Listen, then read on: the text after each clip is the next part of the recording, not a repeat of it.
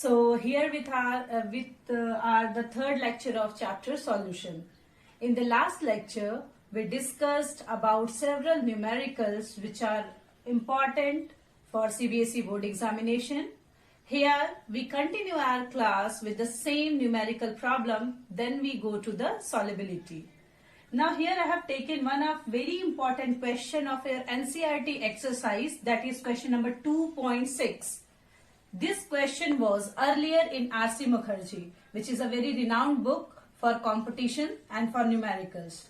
So this is one of a very important question which generally come in competitive exams, but it is given in your NCERT, so you should have know about this. So what is the question? How many ml of 0.1 mHCl are required to react completely with 1 gram mixture of Na2CO3 and NaHCO3 containing equimolar amount of both? Now, in this question, the clue point is equimolar amount of both this compound, Na2CO3 or NaHCO3. So, how we can proceed for this question? So, we have to assume the mass of any one of this as X. So, we take, let the mass of NaHCO3 be X gram. So, definitely the mass of Na2CO3 will be 1 minus X gram. Now, if we calculate the molar mass of NaHCO3, it will be 23 plus 1, then carbon has 12, and 16 into 3, it is 48. So, when we add this, it is 84 gram per mole. Now, let's calculate the molar mass of Na2CO3, that is 23 into 2 plus 12 plus 48. So, this will come as 106 gram per mole. So, mass and molar mass, we are having this. Now, since both are equimolar, therefore, mass by molar mass of NaHCO3 will be equal to mass by molar mass of Na2CO3. From this equation, we can calculate the value of X as 106. X is equal to 84 minus 84X, or 106x plus 84x is equal to 84. When we add this, we'll get 190x. Then x is equal to 84 divided by 190. And this value will come as 0.4421. Therefore, moles of NaHCO3 will be 0.4421 divided by 84. When we calculate this, we'll get the value 0.005263. Now, hence, moles of Na2CO3 is also equal to 0.005263 because both are equimolar. Now, when we write the reaction NaHCO3 plus HCl, it will give NaCl plus CO2 plus H2O. This is 1 mole. This is 1 mole. Here we also can write it is 0.005263 5263. This is also 0.005263. That is the value of 1 mole. Na2CO3, if we see this reaction, NO2CO3 plus 2 HCl, then we'll have the same product plus CO2 plus H2O. Now here it is 1 mole and it is 2 mole. So again it is 0.005263 and here it is 2 into 0.005263. So let's erase here.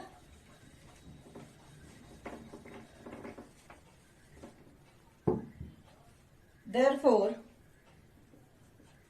number of moles of HCl required to neutralize 1 gram mixture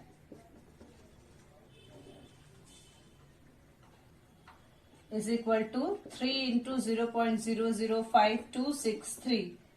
See here, 2 mole, 1 mole, so it becomes 3 mole. So the value becomes 0.015789 mole. Since 0.1 mole of HCl is in 1000 ml HCl solution as given in question. Therefore, 0.015789 moles of HCl is in 1000 divided by 0.1 into 0.015789. Now when you calculate this value, it will come as 157.89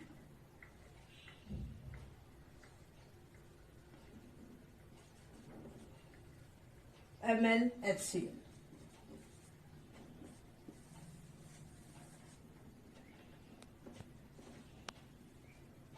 So this much milliliter of HCl is required for the reaction of this above question. So this is a very important question because this is a competitive question as well as it can become in your CBSE board exam because it is a question of CBSE NCERT exercise. Now, after several numericals which we already solved, we'll move to the next topic, that is solubility. And again I am telling, if you are having any doubt regarding the numericals, you can ask in the comment box. So let's move towards the solubility. So let's start the next topic, that is solubility. Now what is this solubility? Solubility of a substance is its maximum amount that can be dissolved in a specific amount of solvent. That is, if the amount of solvent is given, we dissolve some solute in it, then we can identify the solubility of that substance. Now solubility term is known for you because this you have read in class 9 also. But here we have to read and we have to have the detailed study of this solubility. Now what are the factors on which the solubility depends? So solubility depends on following factors, that is nature of solute, nature of solvent, temperature and pressure. So these are the factors on which solubility depends. Now in your course, in our NCERT book, we have to read solubility of solid in liquid and solubility of solid in gas. Solubility of liquid in gas, not liquid in liquid. So let's start with solubility of solid in liquid. Now, solubility of solid in liquid depends on following factors. First, we start with a theory: like dissolves like. This is a very known fact of chemistry, that like dissolves like. Means if polar solute is given, it should dissolve in polar solvent, and if non-polar solute is there, non-polar solvent, it dissolves in non-polar solvent. So the nature of solute and solvents should be similar, should be like. Here in note I have written water is universal solvent, all of you know, because it is polar. So all polar solute and ionic solute, some ionic with some exception, ionic solute dissolve in water. For example, we can see here, for example, HCl, which is polar in nature,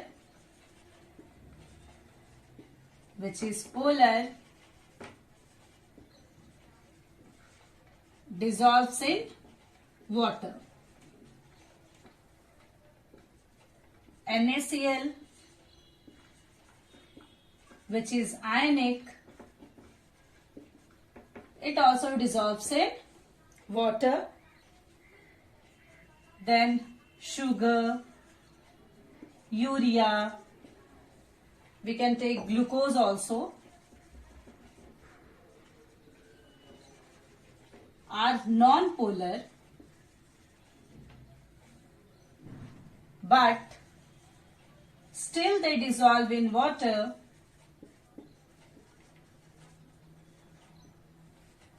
This is due to formation of intermolecular hydrogen bonding with water.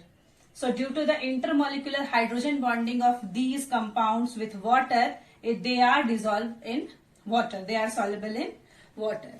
Now, those ionic compounds are soluble in water whose enthalpy of hydration is greater than lattice enthalpy. Now, both terms are known for you because you have read it in class 11. That was what is hydration enthalpy and what is lattice enthalpy. Now, let's have a look over here. So, let's have a look over here. This AB aqueous dissociates, and look at this picture. These all terms are known for you: delta Sol H0, delta L H0, delta hydration H0. Now by Hess law, delta Sol H0 should be equal to delta L H0 plus delta hydration H0. Delta Sol H0 will be negative if hydration enthalpy will be greater than the lattice enthalpy. So, only those ionic compounds are soluble in water whose hydration enthalpy is greater than the lattice enthalpy. Not all the ionic compounds are soluble in water. Second factor on which solubility of solid in liquid depends is effect of temperature. Now on the basis of temperature, we are having two type of process, endothermic and exothermic. Both have different effects, different dependency on temperature. So what is about the endothermic process? If solubility of solute in water or liquid is endothermic, like NaCl as solute, KCl as solute, KNO3, NaNO3 are solutes, then they are endothermic processes. Solute plus solvent gives solution. Delta H is positive here. So according to Leach et al.'s principle, solubility will increase with rise in temperature. So we have to do remember, for endothermic process, solubility increases with increase in temperature, that is directly proportional. Now for exothermic process. Now what are the examples of solutions of endothermic process? So if solute like lithium carbonate, cerium sulfate, sodium carbonate monohydrate dissolves in water, then these solubility are exothermic. So solute plus solvent equilibrium solution, delta H is negative. Then again according to Leach et al.'s principle, solubility will increase with decrease in temperature. So basically we have to remember that for the endothermic process, solubility increases with increase in temperature. For exothermic process, solubility will increase with decrease in temperature. Now, the third factor on which solubility of solid in liquid depends is effect of pressure. So, pressure does not have any significant effect on solubility of solid in liquid. The reason behind it is solid and liquid are highly incompressible. So practically they remain unaffected due to the effect of pressure. So for solubility of solid in liquid, we have to learn like dissolves like theory, and secondly dependency of the solubility on temperature, and pressure does not show any effect or any significant upon the solubility of solid in liquid. Now let's move towards solubility of gas in liquid. So the next topic and the very important one is solubility of gas in liquid. So let's start with the first factor on which solubility of gas in liquid depends. So the first factor is effect of temperature. Now here I have written gas plus liquid equilibrium dissolved gas, that is the solution, and delta H is negative here, which shows that solubility of gas in liquid is always an exothermic process. So, according to Leach-Eterle's principle, solubility of gas increase if temperature decreases. A very important question came in various CBSE board examination in past few years, that why aquatic animal feel difficulty in summer season. So this you have to note, this you have to quote for your examination point of view, why various aquatic animals feel difficulty in summer season. The reason behind it is in summer season temperature increases and thus solubility decreases. Due to decrease in solubility, there is less availability of oxygen in water. That's why insufficient oxygen is available in water, which causes difficulty in breathing of several aquatic animals. So this is very important for your board examination. So learn it or quote it in your notes. Now, after this effect of temperature, we are having the next factor, that is nature of gas and solvent. What is the effect of nature of gas and solvent on solubility of gas in liquid? So those gases which are easily liquefiable, like polar gases, several example is given over here, ammonia, SO2, HCl, these are easily soluble in water. CO2 gas is non-polar, but still it is easily liquefiable. That's why it is soluble in water at high pressure. While H2, N2, these are less soluble in water. So we have to know about these two factors, that how temperature or how nature of gas or solvent, how these two factors helps to determine the solubility of gas in liquid. Now let's move towards the third factor, that is effect of pressure. Okay, so the third factor on which solubility of gas and liquid depends is effect of pressure. So as pressure increases, solubility of gas increases. Means pressure with pressure, solubility of gas is directly proportional. Now from here a very famous law comes, like Henry's law. Henry's has given relationship between pressure and solubility of gas. Now what is the statement of this law? This law states that the mass of gas dissolved in a given volume of the liquid at a constant temperature is directly proportional to the pressure applied on it. Mathematically we can see here mass of gas is directly proportional to the pressure applied at constant temperature. Student, you have to focus here, you have to write at constant temperature. Otherwise, your statement will be wrong. So, the mass of gas dissolved in a given volume of liquid is directly proportional to the pressure applied on it at constant temperature. Dalton, who is a friend of Henry, elaborated his law and explained that the partial pressure of dissolved gas in a given solvent at a given temperature is directly proportional to the mole fraction of gas in the solution. So Dalton elaborated this law and had given the theory about the partial pressure and the mole fraction.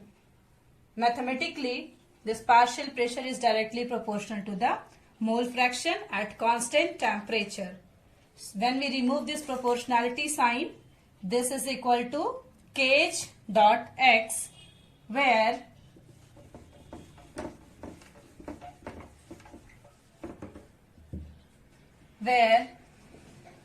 P is partial pressure of gas, X is mole fraction of gas, and kh is Henry's law constant,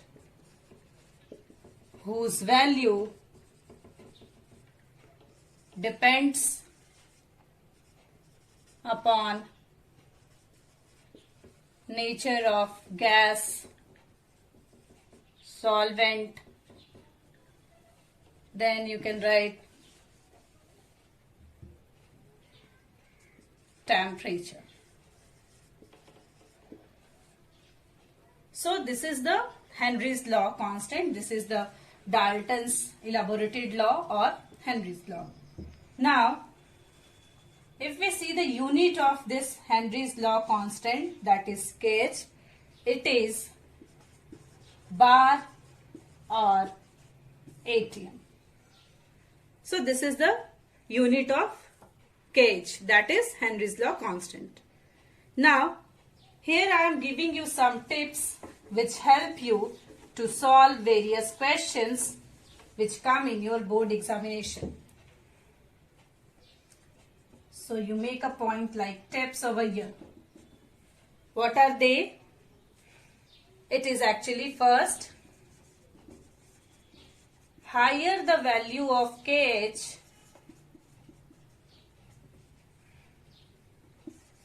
lower is the solubility of gas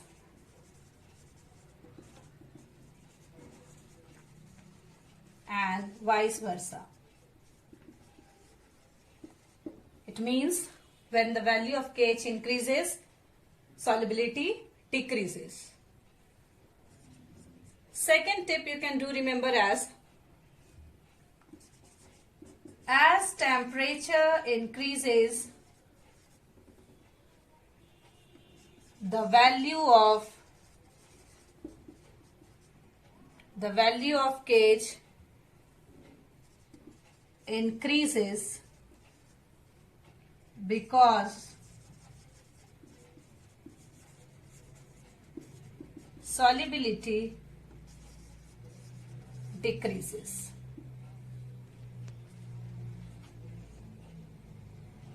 Solubility of gas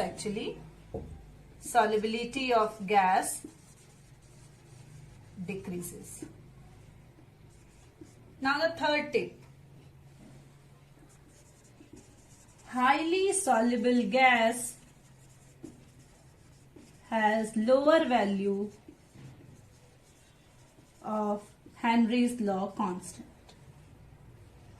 So these are the tips on which you can solve various MCQ questions or also some objective or short questions.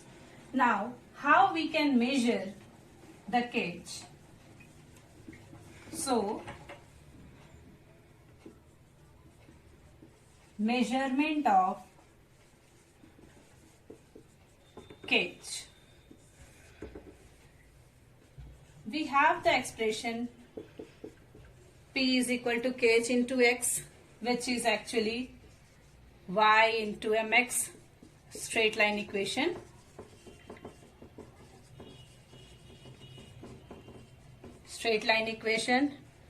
So for measurement of Henry's law constant, we can plot a graph in which on the x-axis we'll take the mole fraction, on the y-axis we'll take the partial pressure, then we'll have a slope which originates from the origin, and this slope will gives us the value of kh, that is Henry's law constant. So here we can write the graph is straight line, actually the slope is passing through origin. So from here we can also, you have to write here the temperature should be constant always. So from the graph, from this straight line, from this slope, we can measure the value of kh, that is Henry's law constant. Now, one more thing you should keep in mind, that you have to see the unit of kh in numerical. If the unit in numerical, unit of kh in numerical is given as bar inverse, then we have to use the formula,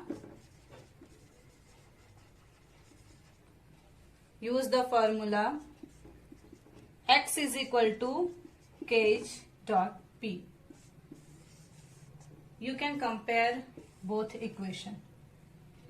If the unit is bar, you will use this formula to solve the numerical. If the unit is bar inverse, you have to use this formula. In 2009, this is one of the question of CBSE board. So, students, for solving numericals, you have to observe the unit. If it is bar inverse, we have to go for this formula. So, let's move towards the next topic of Henry's law, that is applications of Henry's law. Now, application of Henry's law. This is an important section because one question definitely come in your either home exam or board exam. The very first is soda water, or we can say soft drink. Bottles are sealed at high pressure. So these bottles are sealed at high pressure, and when we open this bottle, the dissolved CO2 gas fizzes out because pressure above solution is decreased, and hence solubility of CO2 in water is decreased. The second application is the breathing gas of scuba divers is diluted with helium. Now, why we dilute the breathing gas of scuba divers with helium? The reason is, under the sea the pressure is very high and the solubility of other gases is also very high. So when the scuba divers inhale that gas along with oxygen, appreciable amount of nitrogen also goes in their body. Since oxygen is used in the metabolic activity of our body, but nitrogen remains as such in the blood. When they come out, that nitrogen wants to escape out through the blood due to decrease of pressure. Now, when the nitrogen wants to escape out, it escapes in the form of bubbles, and that causes a very painful, severe pain causes in their body, and that severe pain leads to a disease called as bends. Now, to avoid this bends, the breathing gas of scuba divers is diluted with less soluble helium gas. Here, the composition of breathing gas of scuba divers is given, that is 11.7% of helium, 56.2% nitrogen and 32.1% of oxygen. So, a question can come in your exam that why we dilute the breathing gas of scuba divers with less soluble helium. Your answer should be to avoid bends. The third application of Henry's law is about the mountaineers or climbers. At high altitude, the partial pressure of oxygen is less than that of the ground level. This leads to low concentration of oxygen in the blood of people living at high altitude or for the climbers. Since low blood oxygen climbers to become, the amount of oxygen in the body of climbers is very low, that's why they feel difficulty at high altitude. That's why they carry oxygen cylinder along with them when they go for the mountaineering and other high altitude thing. Now this disease which is caused due to the deficiency of oxygen in the body is anoxia. Means in this disease the body become weak and the person is unable to think clearly. So to avoid anoxia, the climbers, the mountaineers uses oxygen cylinder to goes up. So these are the important application of Henry's law. So in today's lecture we read about the solubility of solid in liquid, the solubility of gas in liquid, Henry's law and application of Henry's law. In the next lecture, we'll continue our class with the numericals based on Henry's law and then we'll move to the vapor pressure of liquid. That's all for today's lecture. Thank you.